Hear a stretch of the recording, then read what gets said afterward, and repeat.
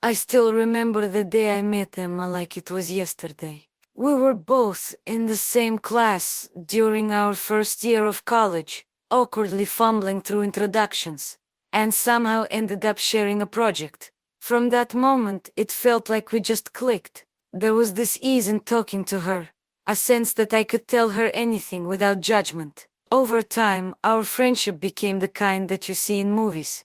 Late night talks, inside jokes that no one else understood, endless support during the rough patches. She wasn't just a friend, she was my confidant, the sister I never had. It's hard to even put into words how much that kind of bond means when you've always been a little cautious about letting people in. I genuinely thought we'd be in each other's lives forever. I never saw it coming. It wasn't a huge dramatic scene that tipped me off. It was small things at first. Rumors that didn't make sense, strange comments from people who thought I should know, and that uneasy feeling in my chest whenever Emma was around. I tried to ignore it, convinced I was overreacting. But then I found out. I won't go into all the messy details, but essentially Emma had shared something deeply personal about me, something I had trusted her with completely. With others, people I barely knew were suddenly aware of my private struggles, and worse, they laughed about it. I felt like I'd been punched in the gut. My safe space, the person I considered my closest ally, had become the source of my deepest embarrassment. The moment I realized what happened, I felt everything all at once: anger, disbelief, sadness, and a crushing sense of betrayal. How could someone I trusted so completely turn into a stranger overnight? My mind kept replaying every conversation, every secret I had shared, wondering which ones had been thrown out there for others to judge. I was furious, but also painfully sad. Part of me wanted to scream at her, demand an explanation, make her feel even a fraction of the hurt she had caused. Another part of me just wanted to curl up and disappear, mourning the loss of the friendship I had thought would last a lifetime. It was hard to even breathe without thinking about it. In the days that followed, I couldn't stop replaying everything in my head, trying to understand why Emma would do something like this. Was it jealousy? Insecurity? Did she think it was harmless? Or did she not even realize how much it would hurt me? I went over every memory we had together, looking for signs I might have missed, wondering if our entire friendship had been built on illusions. I wanted answers, but the truth was slippery. Part of me knew people make mistakes, but this felt different, calculated, or at least careless, in a way that cut straight to the core of my trust. I felt lost, caught between remembering the good times and confronting the pain of what she had done. After days of stewing in my thoughts, I decided I needed to face Emma. I couldn't keep carrying this weight alone. I messaged her, asking if we could talk in person, and she agreed. Sitting across from her, at our favorite coffee shop, I felt my chest tighten with every passing second. I tried to stay calm, to explain how hurt I was, but the words kept catching in my throat. I don't understand why you shared that with people. I finally managed. Her eyes widened, and she looked genuinely shocked at my pain. She apologized, stumbling over her words, saying she didn't mean to hurt me, that she hadn't realized it would affect me this much. I wanted to believe her, wanted to reach across the table and fix everything with a hug, but a part of me stayed frozen. Trust, once broken, isn't easy to rebuild. After that conversation, I left feeling more confused than before. On one hand, I wanted to forgive her, to cling to the friendship that had meant so much to me for years. On the other, I couldn't shake the memory of betrayal, the sting of knowing that my private thoughts had been exposed. I found myself asking questions I would see you. I didn't have answers to. Could I ever trust her the same way again? Was this a one-time mistake, or a sign of something deeper? Every time I imagined moving forward as if nothing had happened, my chest tightened with fear. But the thought of letting her go, of losing the person who had once been my closest ally, made my heart ache in a completely different way. I realized that holding on to my anger was like carrying a weight I didn't want to bear forever. I wanted to forgive her, not necessarily for her sake, but for mine. Forgiveness didn't mean forgetting or pretending nothing had happened.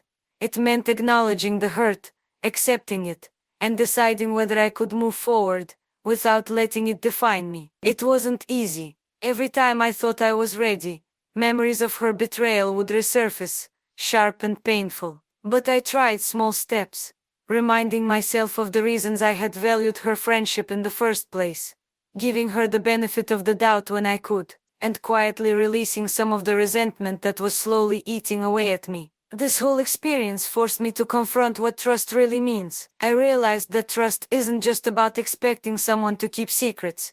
It's about believing in their care for you, their respect for your vulnerability. And once that belief is shaken, it takes time, effort, and sometimes a willingness to accept imperfection to rebuild. I thought about the times Emma had been there for me, the moments when she had proven herself to be loyal and kind. I wondered if one mistake could erase years of genuine friendship, or if true friendship could survive something so painful. My heart wanted to say yes, but my mind kept reminding me that trust, once broken, isn't automatically restored. In the weeks that followed, I found myself carefully observing our interactions. Every laugh, every shared story, every small act of kindness was measured against the backdrop of what had happened. Part of me wanted to dive back in, to act like things were normal, but another part of me stayed cautious, hesitant to let my guard down completely. I started asking myself hard questions.